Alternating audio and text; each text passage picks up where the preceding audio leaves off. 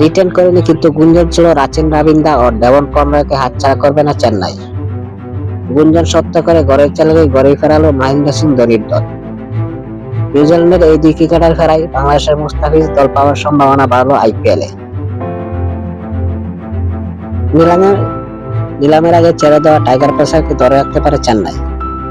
Mega নিলামে তার ভিত্তিমূল্য 2 কোটি রুপি। এখন পর্যন্ত নিলাম টেবিলের নাম ওঠেনি মুস্তাফিজের। আইপিএলে 2 দিনব্যাপী নিলামে উঠবে 577 জন ক্রিকেটার। তবে আগামীকাল তোলা হয়েছে 84 জন ক্রিকেটারকে। 204 জন ক্রিকেটারকে কিনতে পারবে 10টি দল। তাদের মধ্যে সর্বোচ্চ 70 জন বিদেশি ক্রিকেটার হতে পারেন। এবারে মেগা নিলামে বাংলাদেশের সবচেয়ে চর্চায় মুস্তাফিজ। সাকিব আল হাসানের পাশাপাশি দীর্ঘ অভিজ্ঞতা রয়েছে তার। সর্বশেষ আসরে খেলেছেন চেন্নাই সুপার কিংসের হয়ে। ফ্র্যাঞ্চাইজিটির হয়ে 9 ম্যাচে 14 উইকেট ছিল তার।